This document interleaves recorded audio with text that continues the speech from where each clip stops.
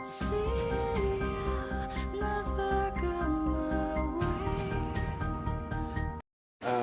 siang Pak Bagus. Siap. Saya Hendarta dari sebagai Direktur Perbendaharaan Negara. Kami mempunyai proyek ya di sini ya, mendukung program SPAN DJBP menerapkan aplikasi SAS 2017 guna meningkatkan pelayanan kami dalam bidang pencairan dana. Akan tetapi kami belum tahu apakah aplikasi yang akan kami gunakan ini sudah memenuhi standar keamanan ISO 27005. Oleh karena itu, maksud kedatangan kami di sini adalah untuk meminta audit atas aplikasi tersebut. Bagaimana menurut pendapat Pak Bagus ini sebagai ketua auditor ISO ini? Terima kasih. Oke, bisa diterima, bisa kami bantu nanti. Dari tim ISO di sini ada anggotanya. Kami akan mengaudit aplikasinya Bapak tentang SAS itu. Nanti kami minta bantuannya dalam menyiapkan aplikasinya, dokumen-dokumen pendukungnya, dan hal-hal teknisnya saat kami mau mengaudit ke aplikasinya sana. Terus apalagi yang bisa ditanyakan? Oh iya, nanti masalah prosedurnya gimana sih? Di ISO 27005 ini ada beberapa titik yang akan kita periksa. Ada 5, ada penetapan, identifikasi, estimasi, evaluasi, penanganan, dan penerimaan risiko. Di titik-titik kelima itu akan kita uji. Nanti akan saya jelaskan bagaimana sih mengujinya itu, dan mohon bantuannya dalam menyiapkan aplikasi dan dokumen-dokumen pendukungnya. Oke, siap. Ini adalah tim auditor untuk sertifikasi ISO 27005. Saya akan membagi tugas dalam pengujian ini. Kita ada beberapa anggota tim, akan saya bagi. Yang pertama untuk pengujian penetapan konteks Mas Farid. Untuk yang tahap kedua Mas Lukman ya. Mas ini untuk yang identifikasi Mbak Rona, yang mana Mbak yang estimasi ya? Kita hapus. Oh, tanggal 16. Oh, itulah sebelum. Terus selanjutnya. Audit Sistem Informasi ISO 27005. Manajemen Risiko Keamanan Informasi. Bagaimana cara mengauditnya? Berikut ini kami sajikan audit atas sistem aplikasi Satker SAS 2016. ISO 27005 meliputi tahapan-tahapan.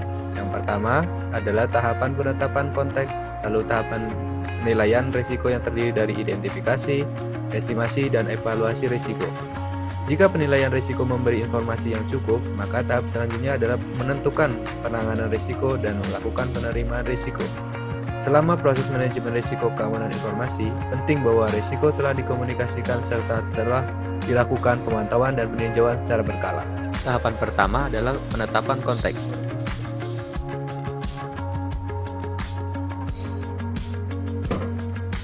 Langkah-langkah penetapan konteks terdiri atas: yang pertama adalah auditor meminta dokumen terkait aplikasi SAS. Kemudian, bandingkan pedoman pelaksanaan ISO 27005 yang berisi penetapan spesifikasi kriteria dasar, definisi ruang lingkup dan batasan, dan pembentukan organisasi atau unit manajemen risiko. Kemudian, auditor menganalisa penetapan konteks dan tujuan risk management apakah sudah sesuai dengan ISO 27005.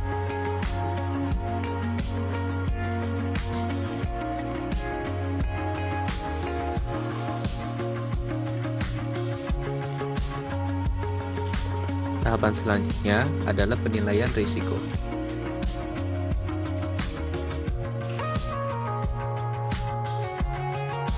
Analisis risiko terdiri dari 2 langkah.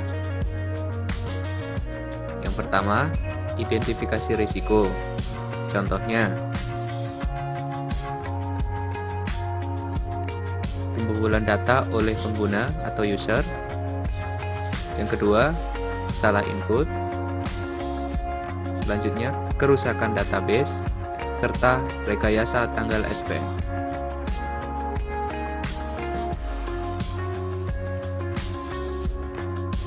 langkah kedua, yaitu estimasi risiko. Di sini, kita mengukur kemungkinan terjadi dan dampak dalam skala 1-5. Berikut ini adalah contoh estimasi risiko terkait aplikasi SaaS.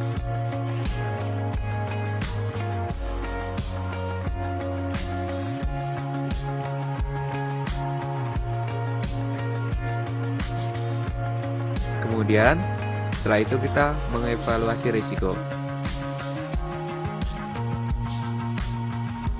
Pada tahap ini, kita menilai risiko berdasarkan kriteria evaluasi hingga menghasilkan daftar prioritas risiko. Nilai risiko akhir dapat kita bagi menjadi bagian low, medium, atau high.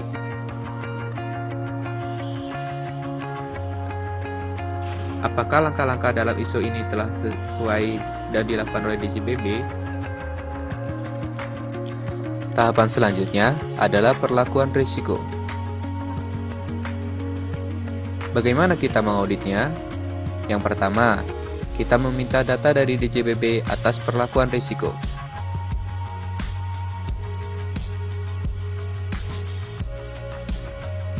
Yang kedua, apakah perlakuan risiko telah disusun sesuai standar ISO 27005?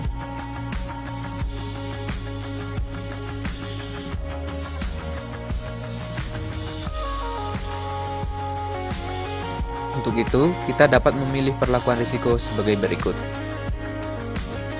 Yang pertama, pengurangan risiko. Yang kedua, retensi risiko. Yang ketiga, penghindaran risiko. Dan yang keempat adalah transfer risiko.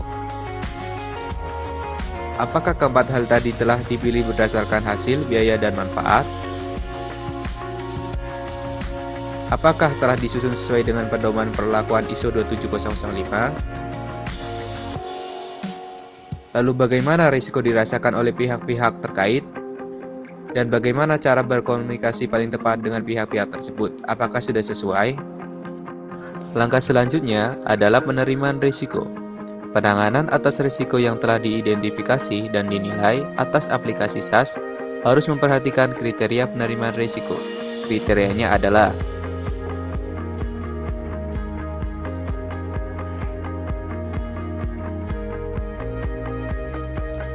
jika tidak memenuhi kriteria, maka risiko harus ditolak. Jika memenuhi kriteria, maka risiko diterima dan manajer harus berkomitmen untuk menangani risiko tersebut.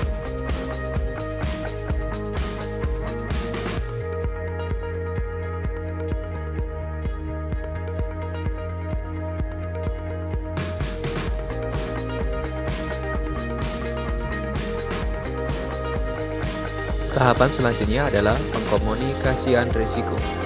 Komunikasi risiko adalah kegiatan untuk mencapai kesepakatan tentang bagaimana mengelola risiko antara pengambil keputusan dan pemangku kepentingan. Koordinasi tersebut dapat dicapai dengan pembentukan sebuah komite di mana perdebatan tentang risiko, prioritas, dan penanganan yang tepat serta penerimaan dapat berlangsung.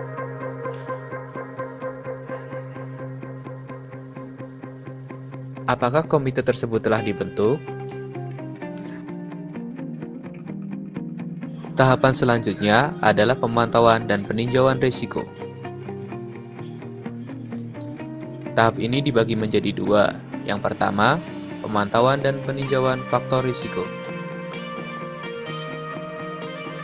Risiko bersifat tidak statis atau selalu berubah, sehingga ancaman, kerentanan, atau kemungkinan terjadi serta besar dampak yang dihasilkan harus selalu dipantau.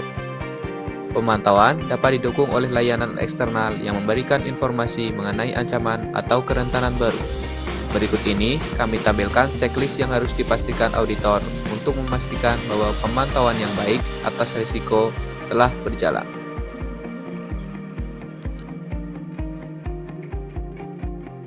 Tahapan kedua adalah pemantauan, peninjauan, dan peningkatan manajemen risiko. Proses manajemen risiko keamanan informasi harus secara terus-menerus dipantau, ditinjau, dan ditingkatkan seperlunya dan dilakukan dengan cara yang tepat. Berikut ini, kami tampilkan checklist yang harus dipastikan oleh auditor untuk memastikan bahwa manajemen risiko telah disesuai dan telah dilaksanakan oleh organisasi.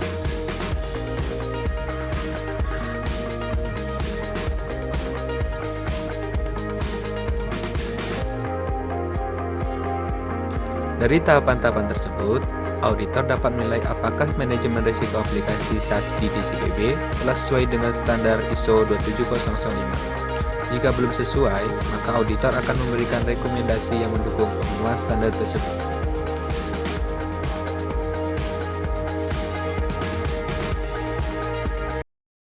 Selamat siang para auditor. Siang. Saya ingin mengumpulkan para auditor ini. Saya sebenarnya ingin tahu hasil audit untuk ISO 27005 atas aplikasi SAS 2016 saya. Bagaimana sih hasil dari audit itu, Pak Auditor?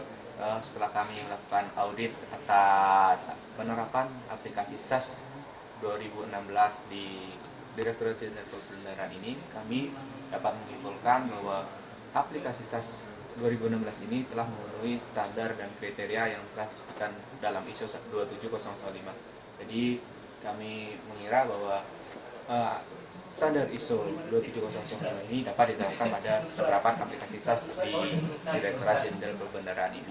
Oh, bagus. Jadi nanti gimana nih untuk aplikasi SAS ini untuk mendapatkan sertifikat ISO ini? Nanti kita akan memberi arahan lebih lanjut, sehingga bapaknya nanti dipersiapkan saja segala hal yang dibutuhkan. Wah, bagus. Terima kasih lah kalau gitu ya. Saya terima kasih kepada para auditor bahwa SAS saya sudah sesuai lah sama ISO 27005. Saya ucapkan terima kasih. Saya terima kasih banyak.